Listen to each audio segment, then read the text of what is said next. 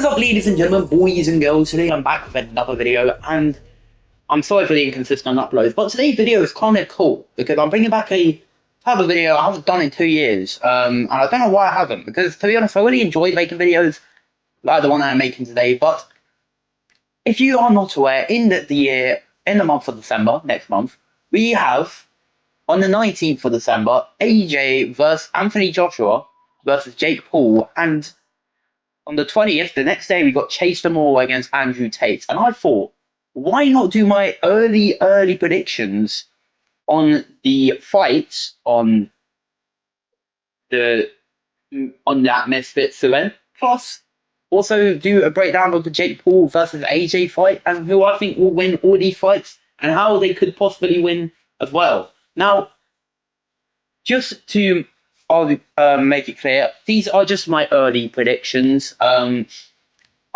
have put it in the title because I might do a video closer to the time, probably on fight week, maybe as my final predictions of all of these fights. Plus, on the Misfits event, there's still probably more fights needed to be announced. So I'm only doing the fights that have been confirmed to be happening. So yeah, let's do this. But before we get into it, we're on the way to 600. I'd appreciate it if we get it. And yeah, I'm going to do a breakdown. But before we get into the first fight, I'm going to be doing one of the fights stood out to me on the undercard of the Jake Paul fight, and that is Anderson Silva against Tyrone Woodley. Because I'm an MMA fan, a UFC fan, as well as a boxing fan. So this fight interests me a lot. If you don't know, Anderson Silva is regarded as one of the best, if not the best, middleweight of all time. And then you got Tyron Woodley, arguably one of the greatest welterweights of all time, fighting in a boxing fight. Now, I'm going to say this now. I think it's kind of obvious who's going to win this. Now, not only the fact Anderson Silva is a bigger fighter, but in the UFC, Anderson Silva was known for his striking. He was considered one of the best strikers in the UFC. Meanwhile, Tyron Woodley was known for his wrestling and grappling. And to be honest, as you know, grapplers aren't really that successful in a boxing ring. And obviously they are both ex-opponents of Jake Paul, and obviously Tyron Woodley hasn't been in the ring since I believe 2022 when he got knocked out by Jake Paul. But if I'm going to be honest, I think I'm going to say Anderson Silva will win this fight. Obviously the only disadvantage Anderson Silva may have is the fact that he is obviously older than Tyron Woodley, but I think Anderson Silva's got probably both better technique and better actual boxing experience than Tyron Woodley, because he's actually fought a lot of boxers. And he's even fought Julio Cesar Chavez Jr. as well. So I'm going to make a prediction. Early prediction, it may change, but I'm going to say, if I'm going to predict this fight, I'm going to say Anderson Silva will win 5 points. I don't see him knocking him out, Tyron Woodley, but I don't know how good Tyron Woodley's chin is, you know, because obviously grappling can't really help in a boxing. So, that's just my first fight. Now we're going to move on to the misfits on the card. But don't worry guys, later on the video, I will talk about who I think will win the AJ Jake Paul fight. I can't lie, this is going to be a fun 2 days. And I know all the boxing purists are going to be pissed, but I don't really care. But let's talk about this fight here. We have got, that was just announced yesterday, Ben Williams against Nick LMAO. Who do I think is going to win this fight? Now, if you don't know, Ben Williams obviously lost to Faye Jarvis on the Dubai Supercard, which I did watch. It was very good. And Nick LMAO lost to Warren Spencer, who's also fighting in this event, which we'll get onto in a minute. Obviously, both coming off losses. One thing you can obviously see is that Ben Williams has more boxing experience than Nick LMAO. He has fought a lot more times, amateur and pro. Obviously, Nick LMAO as well he fought Jason Ingloff from TGF, fought Warren Spencer, who's fighting later in the card, and he fought even Pineda as well. Like, he fought a lot of fighters, Nick LMAO. Now, Ben Williams, this fight is very good. If I'm going to be honest, Ben Williams likes to throw loads. In his last fight against Jarvis, he threw so many punches in the first round, and he got tired out pretty quickly, which obviously led him to injure himself and get knocked out. Obviously, he's going to probably be wanting the rematch with Jarvis, but the winner of these two can have big fights. Obviously, Nick LMAO needs to get a dub, and Ben Williams also will probably want to get back on the winning side of things too. So I think overall this will be a very good fight. If I had to do a prediction though, just based on experience and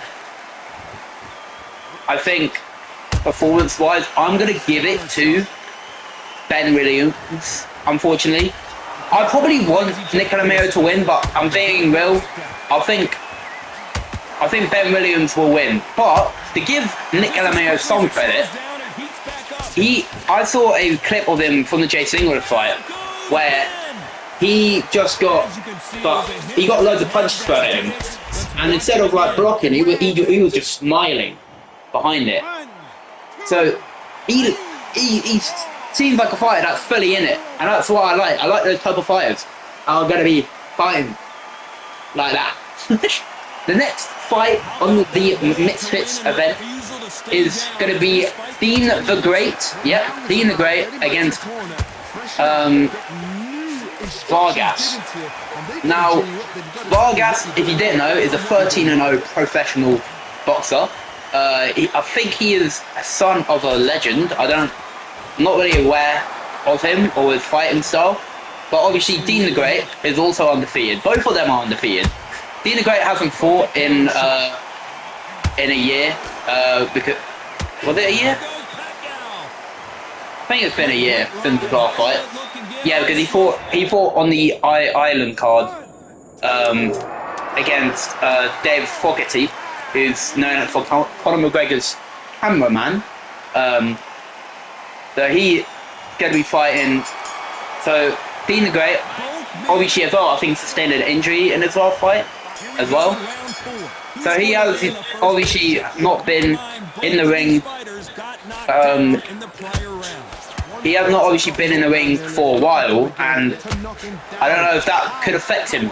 I don't know, because he obviously been injured. He's obviously as well during the times going to beef with a lot of fighters, as well as been called a lot of names, like being scared of Lil Cray Cray, the ex lightweight champ of Misfits. And the good thing is, if Dean the Great wins this, I think he could fight either, because this is a test basically to see if he is good to fight at pro level. If he can beat Vargas and it's like made it look easy, that is big for Misfits, because then it shows he could actually fight in the pro ranks as well, which is pretty cool to see. Obviously Vargas is his Misfits debut. If he wins against Dean the Great, arguably one of the best fighters on Misfits, that will be a big entrance, you know. And obviously, I think apart from KSI, this is like there's not a lot of Misfits fighters who have fought against pros. Obviously, apart from I think KSI, against Holly and Ben Williams. No, sorry, and Anthony Taylor Idris Virgo. There hasn't been a lot of pro fights against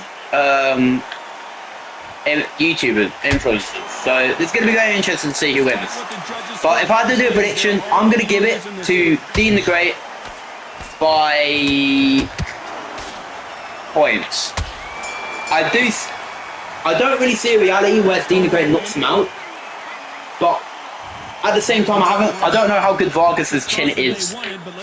But obviously, if Vargas underestimates Dean, that could be a disadvantage to him, because obviously Dean is very good.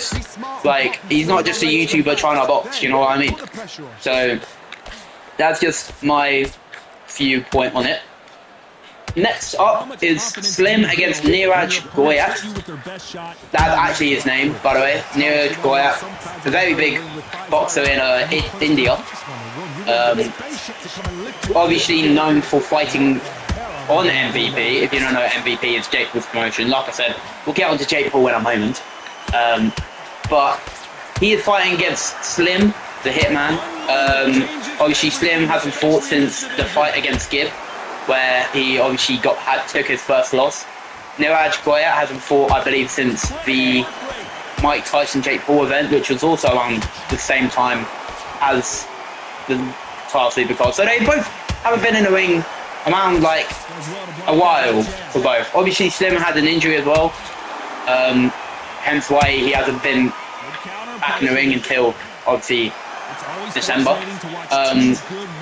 And obviously this is very cool because this is, I think, the first fight between between MVP and Misfits where they actually worked together on a fight before, which is good because, you know, it could mean a step closer to the Jake Paul KSI fight. No, I'm joking, maybe. I think I came to the point now where I don't see that fight ever happening. Obviously, I'll talk about Jake Paul later on when I do the AJ segment of the video. But this is going to be a very interesting fight to see how obviously Slim will come off his first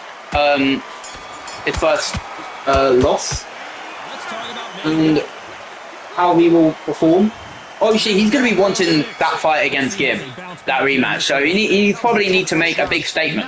He's obviously got the size advantage as well over Niraj, and I see this fight being very competitive and very good fight. And this is a good opportunity for Slim to get back out there, you know, get his redemption arc. Because if he loses again, it's a shame, but it's also kind of similar to the last fight with the Vargas. If Niraj Goyat comes out and has missed his debut and knocks out and beats Slim, that's a big statement on his debut. But I don't see that happening. I'm not gonna lie. So I'm gonna say Slim is good, more known for his knockout than Dean the Great is. So I'm gonna say this now. I'm gonna predict.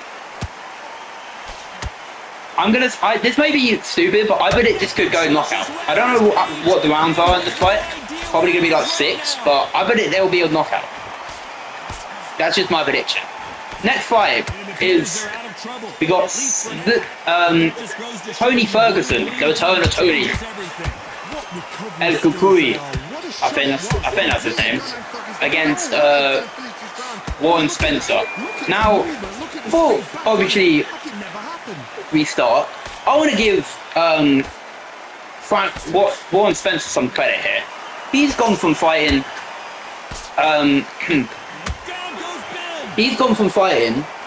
Dylan Dennis, who in MMA, to now Tony Ferguson in boxing. That is huge cojones, you could say. Obviously, he did lose in 12 seconds at MMA, but I'm not really going to count that because, you know, an MMA fight isn't going to really be that relevant. Obviously, the striking aspect is, but yeah. Let's start. Tony Ferguson, obviously his debut in Misfits, beat Salt Pappy to become Yeah, he beat Full Pappy in his debut in Misfits. Now, considering everyone believed Tony Ferguson was going to get destroyed, and I was one of those people. Tony Ferguson did surprise a lot of people. Now, will he continue to surprise me? Now, my logic is, I don't think Warren Spencer is as good as Salt Pappy is. Now, I'm not disrespecting him, but Salt Pappy is one of those boxers in Misfits who actually looks like a pro. Like, besides Dean the Great, he is also one of those fighters that I could see being a pro fighter. So, I don't know if Warren Spencer is on the level of the Salt Pappy. And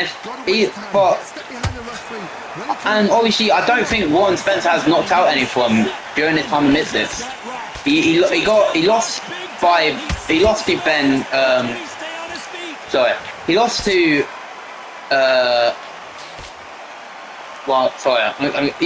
to, he lost to Ben Williams in his debut on Misfits. He beat Nicola Mayo by decision, and then obviously got tapped out by Dylan Dennis. So he's not really known for his knockout punches. So obviously Ferguson stopped Pappy, which was wild. But I think Tony Ferguson has years of boxing experience, I think, over Warren Spencer. And for that reason, I'm going to give El Kukui the dub. I think El Kukui will win by stoppage again. And he will win the championship. Now, another thing I want to add, I'm disappointed in Gibb, Anishan Gibb and Jarvis. Both fighters could have been on this card and could have defended their belts, but they both vacated their belts at the same time. I don't know why. Like someone like Jarvis, I thought was going to come back this year and be way stronger and fight, you know. But I don't know. Maybe to be honest, I understand maybe why Gibb would, because obviously Gibbs basically done all he wanted to accomplish. He's beaten the best at Misfits, he beat the best at Austin McBroom's promotion, and he's beaten the best at Kingpin. He's beaten everyone. Obviously, I think Gibb could have fought Saul Pappy, he could have fought Tony Ferguson, but he could have fought an Anthony Taylor. He obviously didn't. I think obviously Jarvis could have fought Warren Spencer, which I believe was going to be the fight if Jarvis didn't vacate his belt. And now they are basically combining the guy that Gibb was meant to fight and the guy Jarvis was meant to fight each other for the belt, which is going to be interesting. So I just wanted to make that segment.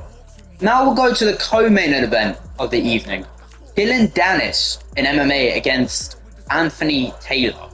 Now, obviously, this is Dylan Dennis' second MMA fight on Misfits.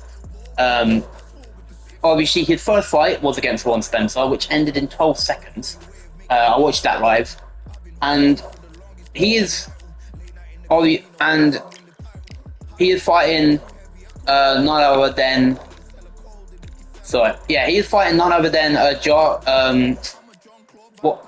he's fighting none other than Anthony Taylor, whose last fight was in a boxing ring where he did get beat by Darren Till. But obviously this is MMA. Now I'm not going to say this to disrespect. I'm not going to do this to disrespect Anthony Taylor, but I do not know what his boxing ability is like. His MMA ability is like. I heard he is a boxer. I heard he has had experiences in the MMA gym. But I think, knowing this fight,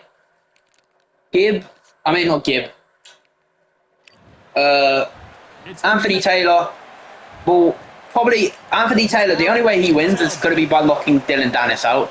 Dylan Dennis will probably try and put on the ground game. And it just depends really how good Anthony Taylor's defense is, takedown defense.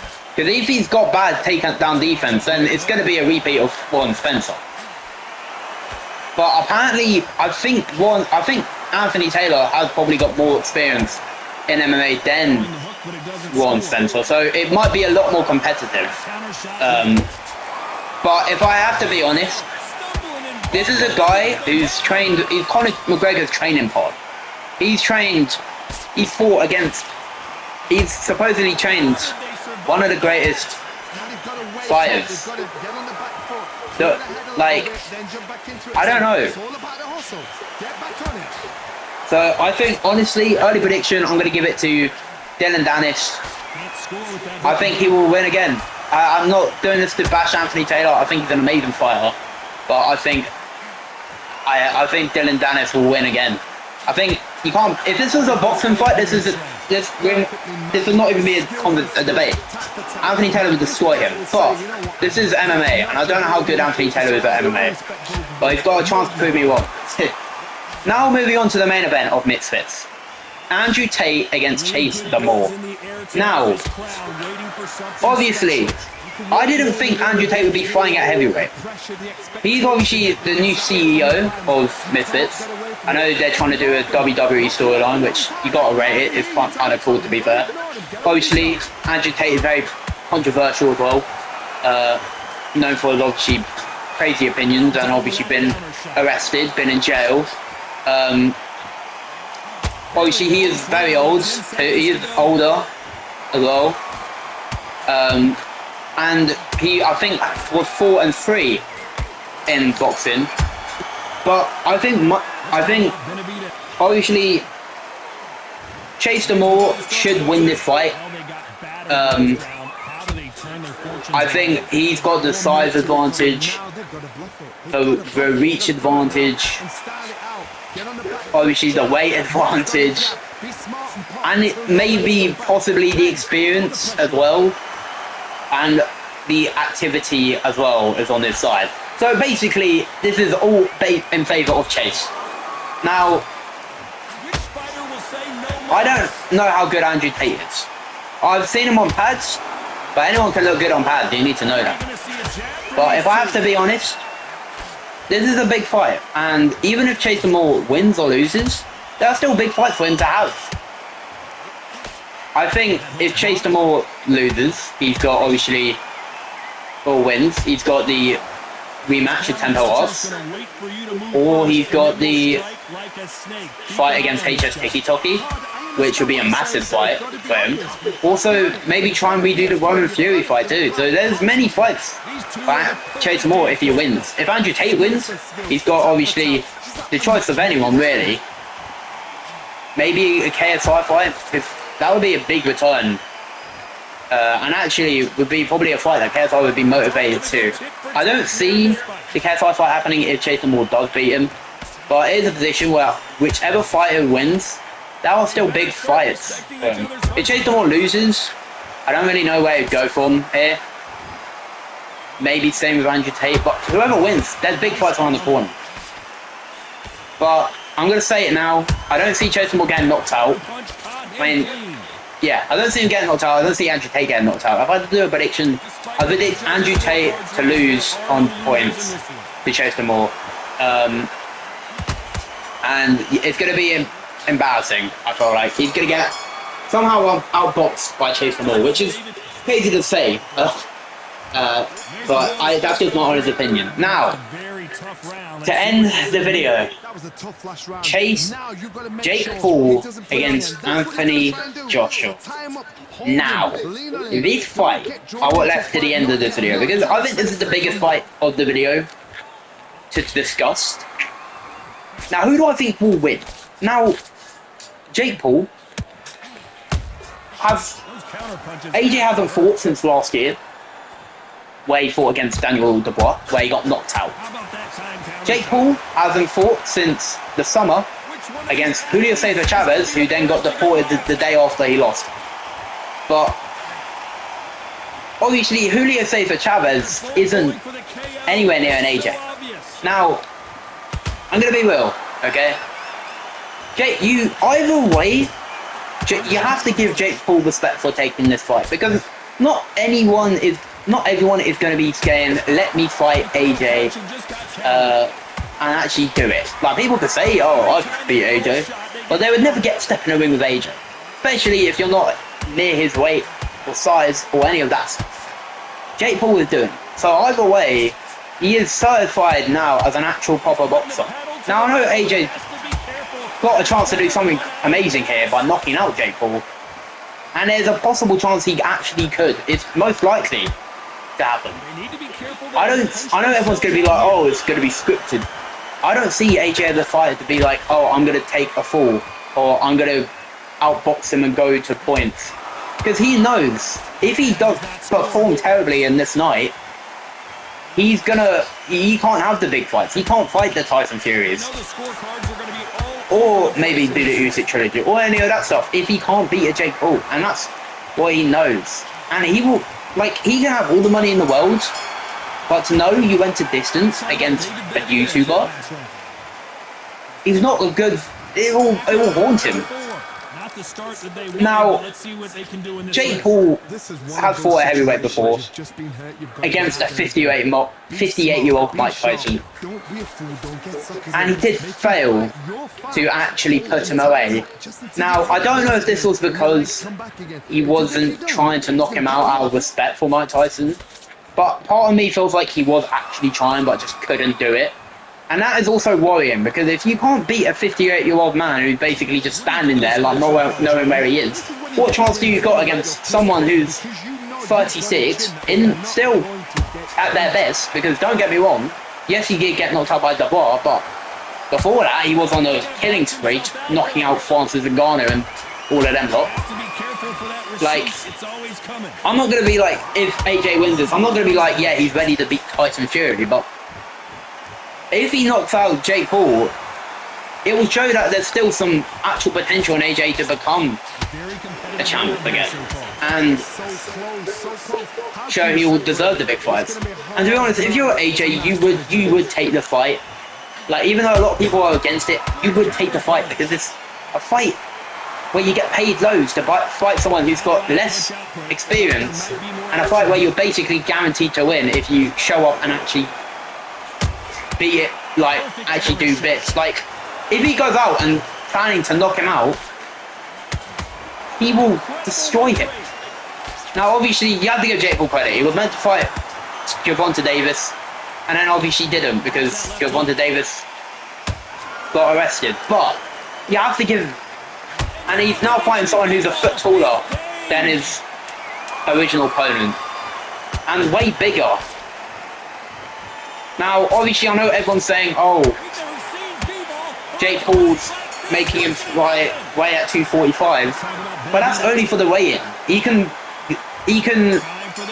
hydrate himself up to however he wants after that. So either way, I don't think the weight makes a difference. It just depends if AJ wants it, and I feel like he will.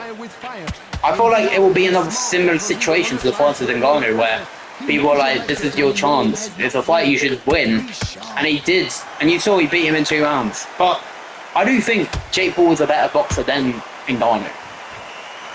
Jake Paul, the only way, which it will be a very unlikely chance of this happening, the only way he knocks him out, guys, is if he gets a lucky overhand shot, like a Tyron Woodley type shot.